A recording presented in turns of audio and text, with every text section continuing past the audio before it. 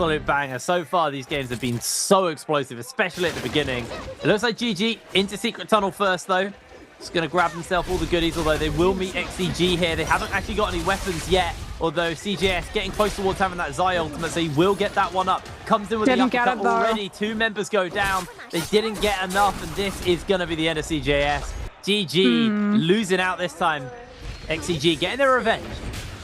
Yeah, that's the problem. XCG were the ones that got the Fireflies and got the ultimates online, and as a result, CJS, without that ultimate, doesn't automatically get a great weapon equipped and just had to go in for the melee uppercut. So off in the meantime, we have another 2 teams contesting Fireflies, JL and JJH. Gonna have to be dueling out. JL lose TXJ. However, one thing goes down to a huge scale rush coming on through. VVV now utilizing that Kurumi V2, getting the armor circle, finding the Tether onto TXJ as well, and JJH don't want to take the fight. They push and teleport their player's body out to find the revive, but JL spotted out. The Kurumi Tether still in play. TXJ gets to play incredibly forward aggressive with that damage reduction as a result, and JL are going to keep it going. VVV coming in with those dual blades, just putting out the pressure. They know that the Witch and Teleport got utilized. Hului's not going to be able to hit that one in and find the disengagement, and JL off of the back of VVV clutching it out are going to be able to come out on top.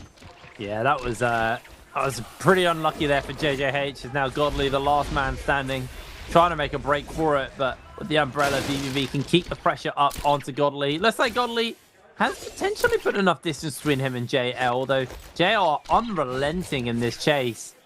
Godly now out in the open. They have got the ults, like you said, keeping that pressure up. Now TE down here near Shipwreck are just in range of DRG, but TE have been very on this of being like separated from each other, hiding. It's very bizarre, but Moonlight, unfortunately for them, has found the bad side of this one. As TE get the parry, they've got the Bane's Breath. This is just not a winning fight here for DRG. They're in some serious danger when those Bane Breaths start to come down. As here they come, DRG, 2 members nailed by the Bane's Breath, as DRG are just being kept inside the zone. TE actually do lose a player though in the middle of this fight, and somehow, even with the Bane's Breath in their favor, TE are losing the fight. Down they go, DRG. Yeah, the problem was Bane's Breath was not in their favor. Bane's Breath was in their possession, but no Bane AoE actually hit the Sand Siphon composition. The reason why T were playing so split was because they were baiting. They wanted one of their players to look isolated so that the Sand Siphon composition would rally around that player. Then one of TE's players would be able to take a back position, activate the Bane's Breath, not get staggered out of it, and then drop it on top of a team who are so deep entrenched into that fight that they can't disengage until Bane comes through. Unfortunately, it is still RNG on where those AoE hits come through, and TE just do not have the favor on their side as XCG now get that Matari ultimate, 50% of all of our damage coming through, getting siphoned off into health as NiHP sets up the scale rush, trying to put pressure, eat so much damage coming through from the charged halberds of that RMB. As at the moment, no kills. JD doing a very good job of making sure that NiHQ is just continuously forced back, has to swap over to that pulsar because of the parry, gets locked into stone form. F3 will be able to chase onto the players of one of them, unfortunately not able to stop 2-tick from taking down Kakaishi. Tessa V1 also going to be connecting onto the Zai. Huge parry comes on through, but we've still got the 3-second stagger window. Kiki with the spear able to find the 1-2 confirm to lock Xiaonan down into that light hits, and JDG throwing out 2 ticks charged RMV on the fan does get parried, but it's still a 2 versus 1 situation, and JDG off of numbers alone will be able to overwhelm and finally see the fight won. Well, that was nice there by JDG. We talked about that as well when we were looking at the map and where everyone was dropping. They were in close proximity to the GGXCD drop, so they could come in, and third party, whoever was left over after that is GG. The good news for them was because they lost pretty much immediately on drop, they didn't actually waste that much time. They didn't lose any gear. They just ran off, reset, and now have been able to grab themselves a little bit more. As actually seen Bowder taking a fight here versus KLA. QGG is toast. down he goes. Bowder able to make quick work of him as now CXZ realizing there's a bit of a mistake here. He's 1 versus 3, has got that fan. Can he do anything with it is the question. I don't think so. He's in some serious danger. Does get a bit of damage off onto Peak, but there he is. He's gone. KLA lose yet another player. They do have the revive though, so it's not the end of the world, not the end of the game for them. That's very smart from Bowder. They see, like you said, KLA made a little bit of a miscommunication in terms of their positioning. One of their players far too forward. And as a result, Bowder do invest. They sink the Viper V1 in to make sure that the fight is won incredibly quickly and that KLA are not able to make up and have their 2 other players come in to peel off the positioning and mistake making up for the Matari. As we do have one of the teams in the outskirts of Shipwreck if they want to try and put pressure. XEG now going to potentially be contesting JDG.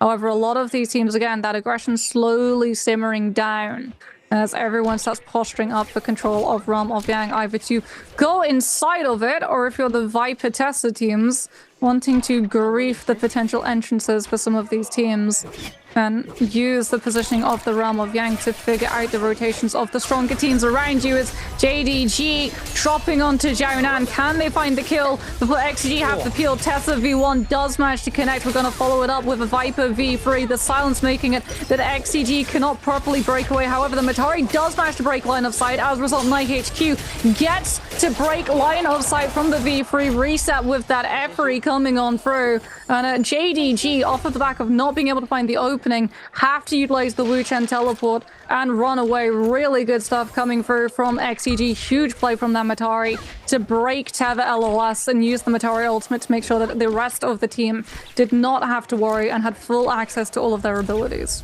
I think they're looking for a potential re-engage onto XCG. XCG, I don't think they really want this. They haven't got the ultimates on Night HQ, and now they're getting run down. This could be really detrimental to them. Changa's a little bit wide there from the Tesla. Night HQ losing a lot of HP. Does get the slam down with the F. Parry onto him, though. He loses so much HP. He's taken down. And this is starting to get really hairy here for the side of XCG, but it's not done yet. They do get a bunch of damage off. There's going to be a beautiful Tesla roll through everybody. The charm's about to come in. The lockdown, the snare. And Tutik is just going to be able to finish this one up. Jiaonan, low HP. Tutik also low HP. Finally going down. XCG find the turnaround. Tech on his own is gonna go down. No way he can hold any longer. Kakaishi finishes him up, and XCG, that went from really dicey to pretty good pretty quick.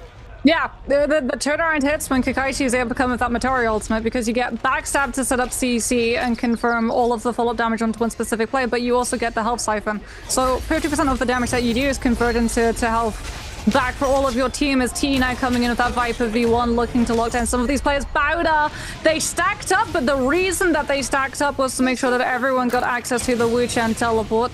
And TE ring the bell, trying to figure out where exactly this team has ran away to, as Bowder come back in for the re-engagement.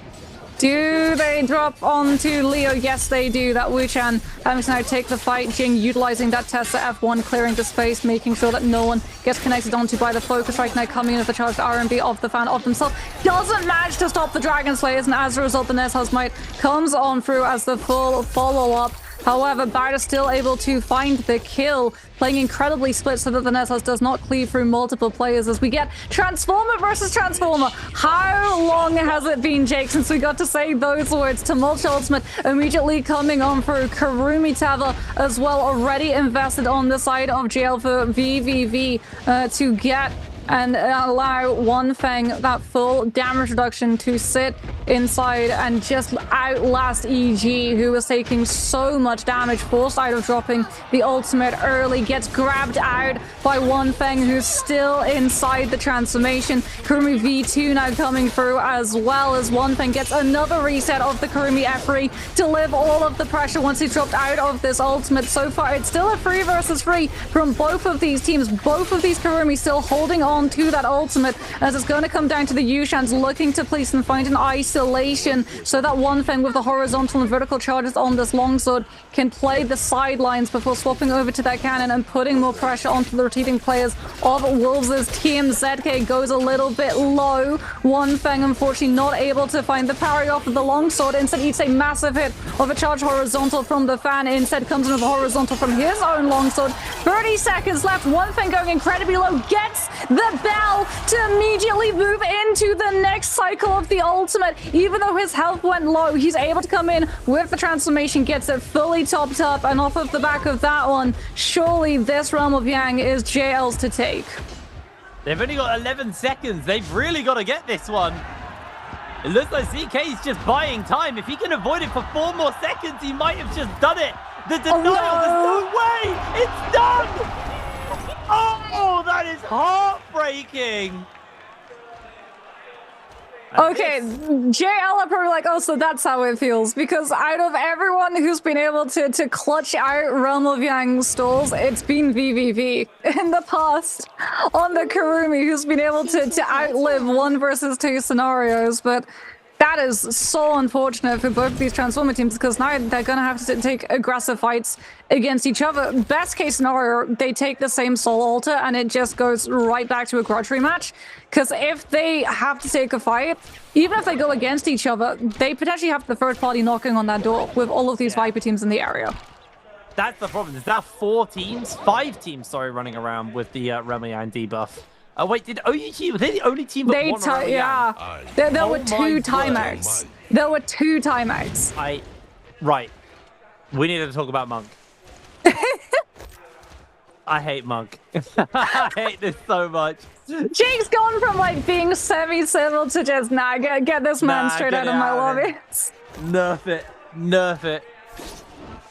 Yeah, so there's now 5 teams who are all got the debuff. There's a world where we just lose 5 teams. In the next 3 minutes. That is a very realistic thing. One nasty third party, well, at that point, like a 6th party, this could just be over. Yeah, so the problem as well is that because we have 5 teams who all got timed out, that meant that they gave up the reward of winning Realm of Yang. So only 1 team has Vermilion Bird's Might and is playing hyper aggressive, but also only 1 team has legendary weapon. And it's on OUG. And that's scaling. It's going to be either on the Yushan or the Farrier. So the damage from the ultimate is scaled up like crazy. As JL going to be shopping for a little bit so that they can pick up some of those upgrades, since they did lose the Realm of Yang. Gonna have to be trying to find a team. This is how KLA timed out with WBG. QGG already having gone down. 17S and CXZ on that Matari, so close to the next iteration of that V3. That's the timeout.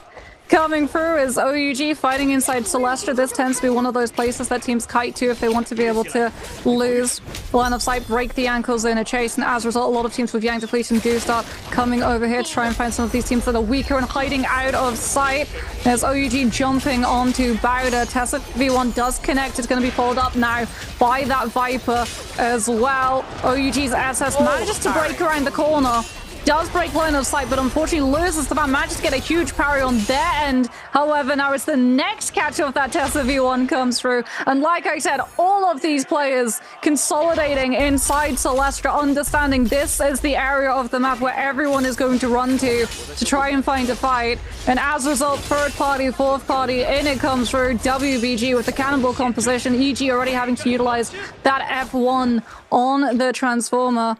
As WBG backing on off, so the Yushan ultimate come through. Wolves chased out of the fight. EG still holding on to that transformation, has not needed to use it just yet. Gets the Kurumi Tower to live through all of the pressure that WBG are putting onto him, but Zone is also collapsing on through as well, and that's going to be adding an extra level of damage as well as pressure to win this fight out quickly. Cannonball, as a result, playing bouncer, bodyguard, Xiao coming on in with a huge hardy ultimate, looking to find the knockback, play disruption inside every single one of these teams, trying to hit into and keep playing around that Kurumi V2 on the circle. And as a result, no one has currently gone down, which is the worst possible outcome for everyone, with Yang depletion still remaining, Jake, because they just haven't been able to find the soul blooms to cleanse it off. Wolves, 24 seconds left. EG has the transformation, but even if a soul bloom drops, he's gonna have to give up the ultimate early to be able to grab it out. There's OUG. They don't have a No! OUG don't have the buff if they go down here, Jake. They're out of the lobby. Oh my word! They still lost Wolves as well. I think they got a cleanse though. No, they didn't. Wolves just lost their monk.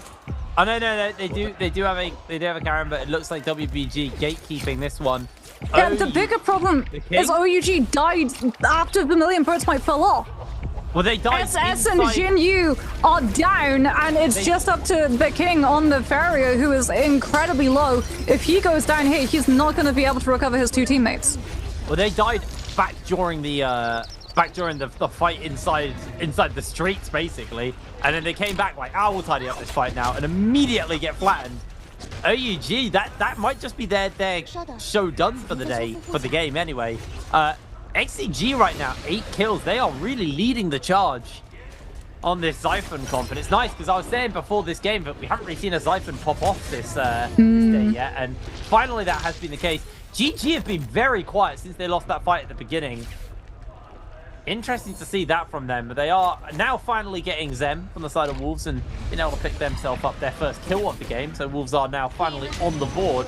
But we just saw a bunch of teams get eliminated, and I think we're now in the point where the stragglers are just getting finished up. Jing on the run, trying to stay away, but this is going to be the end of Bowder if they go down here, and I don't really think they've got the capability to keep themselves going, but WBG do slide in. That's going to be the kill onto them, so Bowder now eliminated, and JDG going to be forcing WBG away from them, and yeah, just like that, we've lost, what, 5 teams? Yeah. Crucially, we've got one player remaining on OUG. JL out of the lobby entirely. If there is any aim for GG and XCG to threaten the position of first place right now, it's this one. The problem is GG, they could potentially run into XCG. No, CJS decides to turn right instead of left, go for the full recoveries. ZK gets found out, I think, was trying to go to the shop and maybe find a rebuff charm. That was left. The Kurumi has 40,000 Darkside coins, but unfortunately, not 40,000 health points will go down.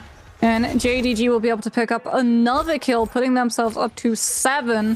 This is definitely one of their stronger games so far in the day, as XCG do not want to take a fight right now. They know that they're behind in terms of standings. They know that this is the game that they need to pop off and start making up that difference and put themselves back into first place. Yeah, XCG, unfortunately for them, have had a few kills pinched from them in the last couple of moments, so they haven't actually been able to go much further than that 8 kills, but they are still leading the charge. JDG very close behind them, JDG being one of the teams that did secure that one, as OUG is the king they saw trying to break away, but JDG have him in his line of sight, and the king, he's pretty valuable right now just purely because of the weapon he's got. He's got a golden longsword, so a lovely little pickup for anyone who can get their hands onto him. He's desperately trying to break away. But JDG are just keeping the pressure up. They know they should be able to out-resource the king if they've caught him inside the zone. ZDI closing in as well. The king just continues to try and play the evasion game, but it's too late for him now. The charm's coming in. He's not going to be able to move. He's taken down. OUG are out of this lobby. That's yet another kill for JDG. And they are starting to jump back up the standings. They've had a bad start to the day, and they are making a recovery here in game number 3. They still have a lot of work to do if they want to catch up to those teams at the top of the tables and close in on that 70-point threshold, which you need to be able to win the whole thing. Yeah, so for JDG, that longsword was a really nice surprise, something that they did not expect.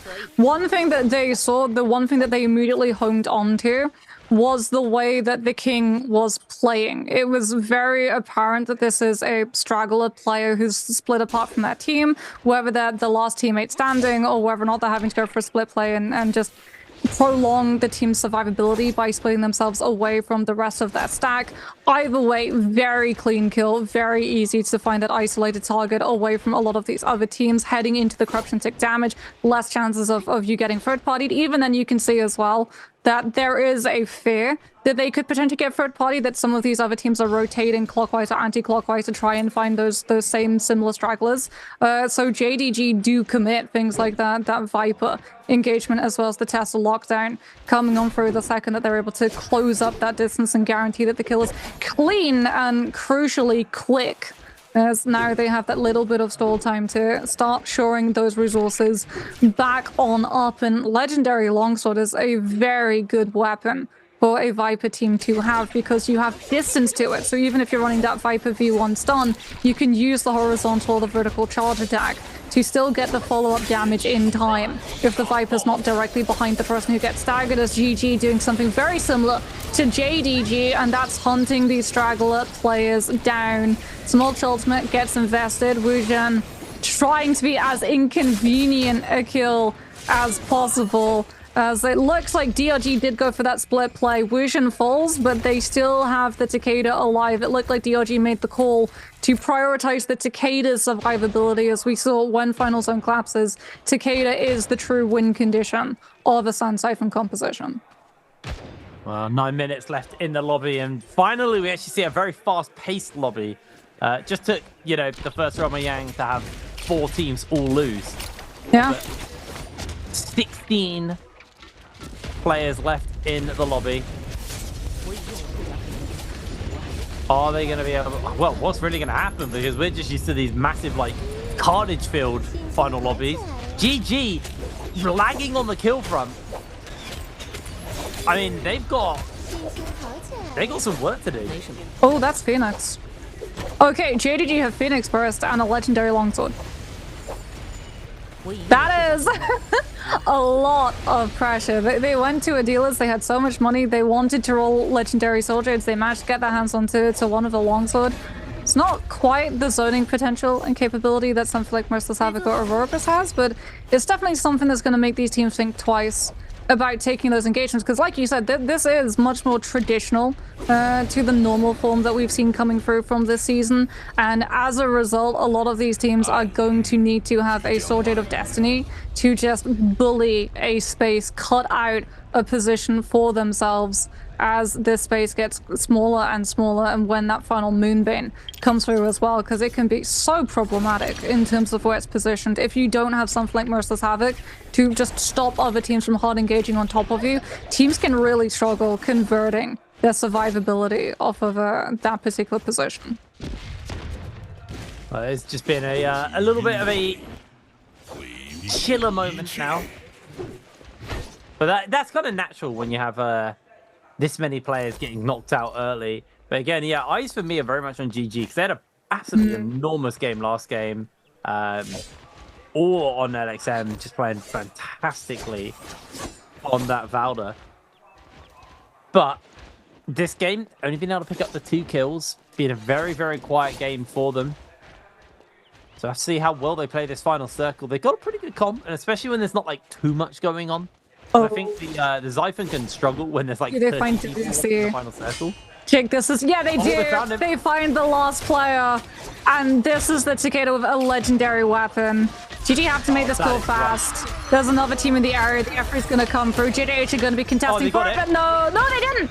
GDH is too late with the bow swap. It was faster than GG. Crucially as well, GDH move into position and scoop the legendary weapon. So GG denied the kill and the loot upgrade. And that is bad news bears for CJS on this side, who needed that legendary weapon to upgrade the damage on the Zai ultimate.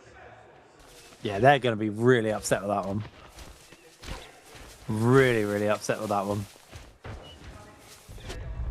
GG denied yet another opportunity to get a kill, or even the item upgrade. Absolutely huge. Is WBG, I believe that's their mech in the background, just off in case they need it. GG actually getting a couple of shots thrown into them from the bows. 330, losing a lot of HP. Gonna have to try and reposition. GG definitely not in the right spot here. Looks like the attention has been shifted off them though. They've been able to kind of evade getting caught as 3-0 is going to be able to heal himself back up. CGS just going for a bit of a revive. You can see when the final circle is right now, Bane's breath still raining down, and that's partly what's leading to this being such a tight position right now for GG, because all of the teams have been pushed out to the edges of the zone. 5 teams left though. Right now it is all on XCG. They have 8 kills in their pocket. They are very much in command of this lobby. Actually, JDG also got 8 kills, to be fair. Either one really in control. Now both loot as well. XCG have legendary armor and weapon. JDG not legendary armor, but do have the weapon. Difference is that it's longer than the Viper composition as opposed to XCG with the Zyphon, which has so much kill potential, as well as the fact that some of these teams running the Kurumi variant, GG, they've got the Zy, but they have the Kurumi, right? XCG, problematic for them, they have the Zip, which means the healing effectiveness is not going to be quite as clean as the Kurumi if it does go to a Zy off in terms of that V2 fire tick. No Zone is also in play, and that can be monumental in determining how this next fight is going to play out. I'm surprised no one's activated it already, just to make sure that it goes into that 1 minute cooldown when the fight properly breaks out. JDG, there it is. Might not have Merciless Havoc, but Tutik just showed off jabbing, and only one team, I believe, spotted out exactly the soldier that the Viper has, and that is going to be a tough one to keep a track of when it goes to the chaos of this fight. WBG getting incredibly pressured, having to put themselves out of the no-ult zone just to make sure that if the health goes a little bit too low, they can hop into something like the Farrier mech. As GG playing just a little bit of survival, sitting in those focus strikes, using the damage reduction off of the back of that to live through a lot of the poke pressure coming through from these other teams. JDG sitting behind the Wuchen wind wall, throwing out the Phoenix Burst to bully other teams off of their positioning. As WBG drops the Farrier V3, Asia going a little bit low. I believe that's Tuna that he is currently activating, although the camera was a little bit zoomed out, couldn't see if it was the full animation. Getting to go through. Huge hit though of Fire Tick is going to be absolutely shredding through all of the players of WBG and forces Baige actually into taking that V3 mech early. Spiritwell's going to come up as well. JDG having the better position, sit directly into the middle of it, so they're getting all the poke pressure from the teams around them, and no one can retaliate, as finally GG are able to put to use their ranged poaching skills with another back-to-back kill. Musket shot from 3-3-0 picks up one shortly after, finds the second onto JDH's Flames, as Baige outside of that V3 mech is going to be looking incredibly vulnerable. XCG now wanting to get into position, see the next cycle of that Farrier V3. However, Baige gets to hop right back into it.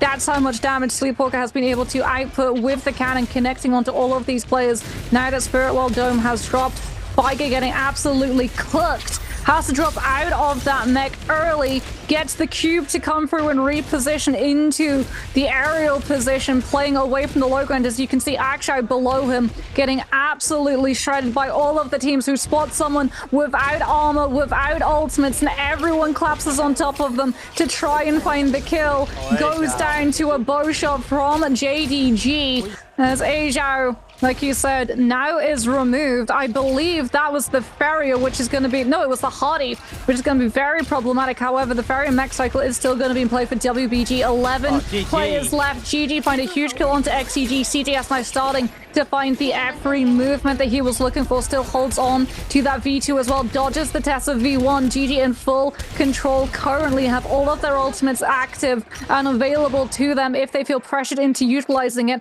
The space may be open, perfect for a Viper ultimate, but the Matari ultimate is going to mean that you don't have to worry about breaking out of line of sight. ZDI is able to find a huge kill onto XCG. Another Tessa ultimate comes through at the same time as CGS is hit by that Viper. However, huge Matari ultimate from LXN means that CGS dodges out of line of sight, doesn't take the stagger, and can still put to use this Zai V2, catches the Wuchen teleport, and GG stop cooking.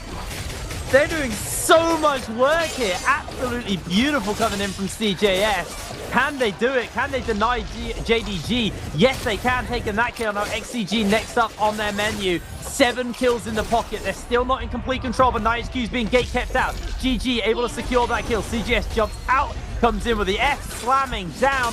Heck doing a lot of work to try and stay alive. Beautiful parry lands onto CJS into the spear dump. So much damage coming down onto CJS, but he is holding fast. Jumps in with the F, gets the slam, and just like that, GG remain in control. Godly, the last man standing, will crumble. This will be an 11-kill win here for GG, as they've only gone and done it again. 2 games back to back. Do you know why as well? Even though they're lacking the safety blanket of the legendary armor that XCG had access to, it's the Kurumi, Jake. It's the Kurumi.